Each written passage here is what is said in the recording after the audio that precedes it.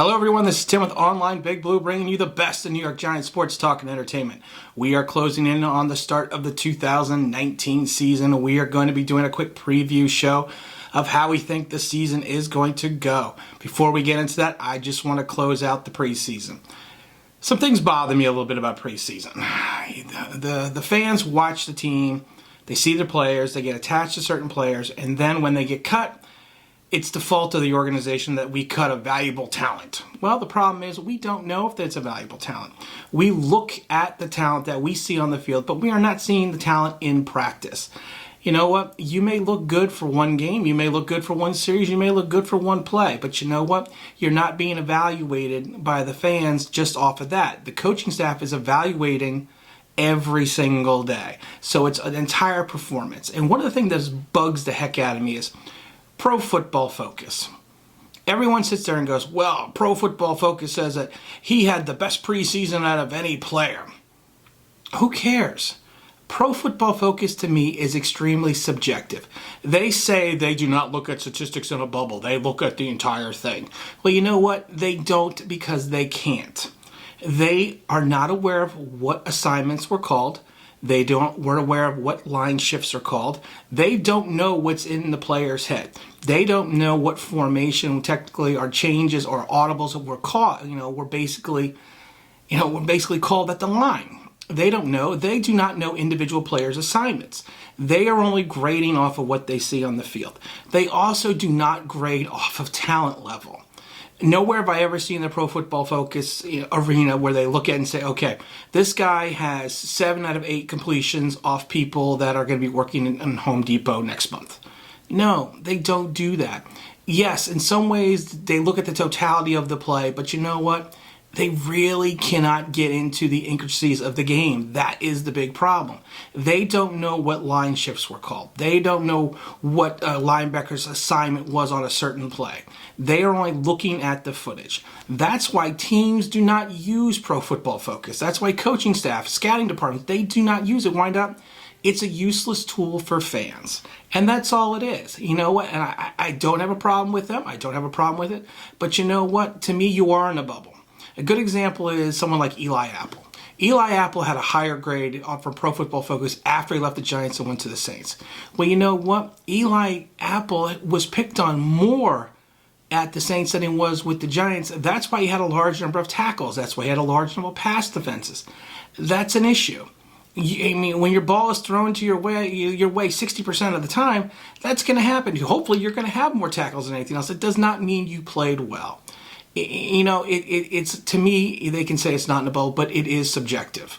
And you know what? Because they do not, like I said, they don't know the assignments. They don't know the plays that was called. They don't know what adjustments were called at the line. They have no idea because they're not in the players' heads. To me, it just cracks me up when people are like, well, Pro Football Focus said this.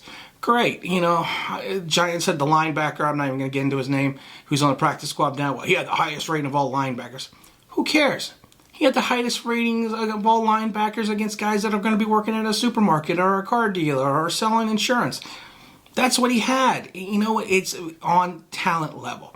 Daniel Jones, I hope that he plays extremely well. I hope, in some ways, I hope he doesn't play at all this season. I've said that a million times because of the fact that, you know what? You can look at his preseason. Oh, he the highest rating ever by Pro Football Focus for a quarterback since 2016 or 2006. Who cares? Let's look at the games he played. The Jet game against all second teamers. The Chicago game. He played against second, third, and fourth stringers because Chicago played no starters. The Bengal game was the only game that he saw maybe limited action against half of maybe the starting lineup for the Bengals. And the Bengals defense wasn't that good anyways. And then we look at the last game of the season against the Patriots. He had a couple series and then he was out. And again, the Patriots played nobody. So we're going to look at that and go, wow, that's the greatest preseason we've seen ever for a quarterback. It's not. I hope Daniel Jones is phenomenal. I hope he leads us for the next 15 years or 14 years like Eli Manning did. But you know what? We don't know yet because we have to wait till the season starts. Getting into that, start of the season, Dallas this Sunday. Very excited. In Dallas, Ezekiel Elliott just signed his massive contract, which, to me, he was a fool to sign that contract. Yeah, he got a lot of guaranteed money, but if you break down the terms of his agreement and the final 2 years that he has, and so he's got 5 years on the contract, he's only averaged about $10 million. So he's not near Todd Gurley money. He's not near any of that. If anything, he's still, I think, the fourth highest paid running back now. He really hurt the running back market, which is, to me, is great, because when Saquon comes up in a couple of years, we can take a look at the Ezekiel Elliott contract and say, hey, look what Zeke got. But, you know what? Let's see how much he plays, this coming up Sunday. Don't know. I have concerns about the defense, and I think a lot of us have concerns about the defense. I think the offense is going to be fine. I think the line is going to gel. I think Eli is going to play well. I am not overly concerned about the receiving corps. I probably should be, but, when people talk about Evan Ingram, I count him as a receiver. Yeah, he's lining up as a tight end half the time for the mismatch, but I'm still counting him as a receiver.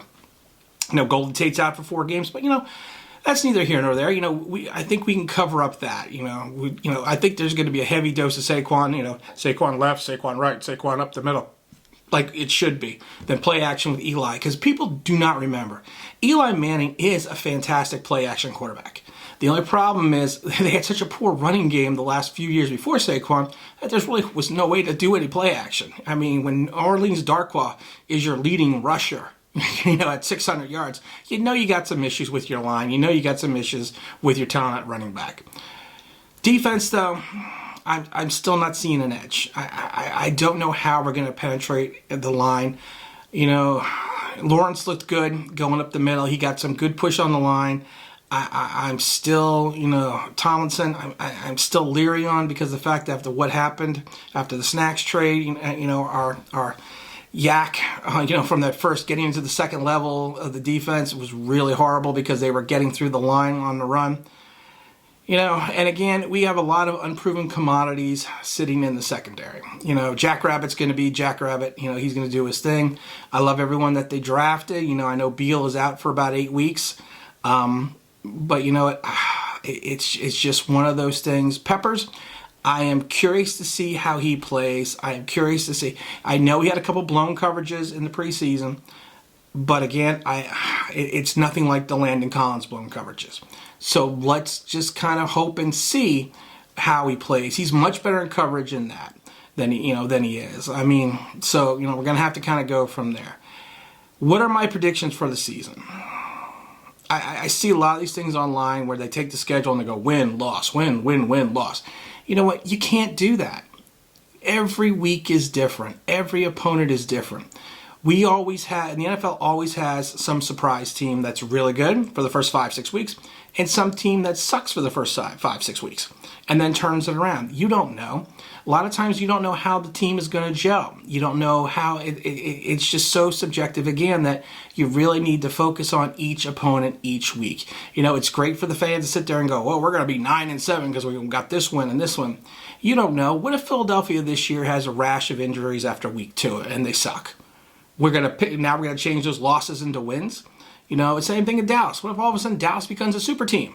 So now we're going to take maybe the loss the win we had at Dallas and put it into a loss? You don't know. You don't know what rookies are going to play well on any team. You don't know how the veterans are going to play. That's why they say any given Sunday.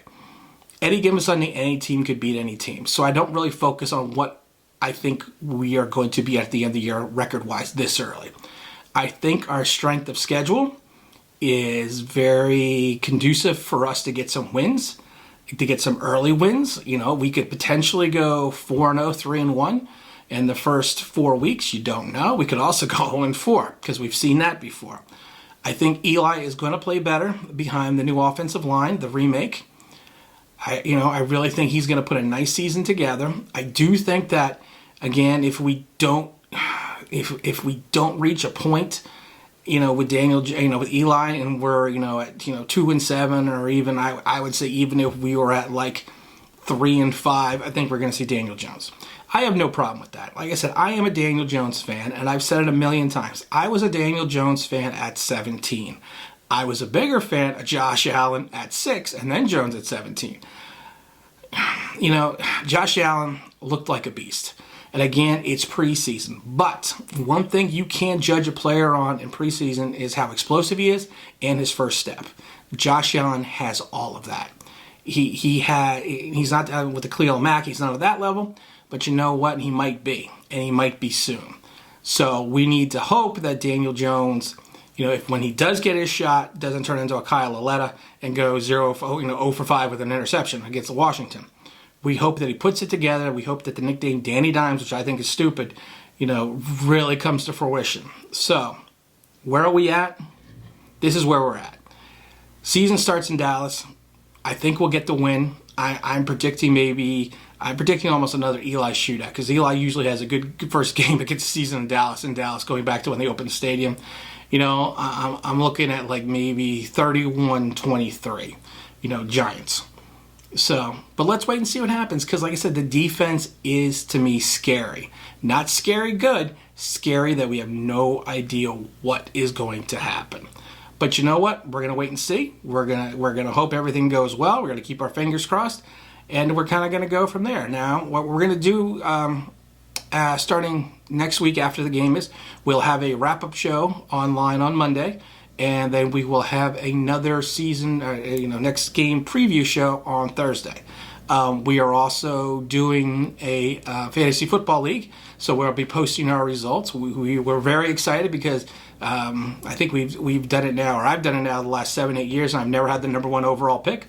Got it this year, and I think we all know who I took, and if you don't, he plays for the Giants, and he's a running back, so I'm just going to leave it at that. Maybe it's going to be a surprise to some people. But again, let's keep our fingers crossed. Let's see who plays well. Let's hope we play well. Let's hope we get the win, and we're going to go from there. We are going to be at the Buffalo game. We're going to be doing some tailgating. We're going to break out the online Big Blue tent. So if you see us, please stop by, say hello. We're going to try to do some fan interviews and probably do them live in the parking lot. Hopefully my counterpart Quaddy will be around sooner than later. He's been busy, and we've been trying to get him involved.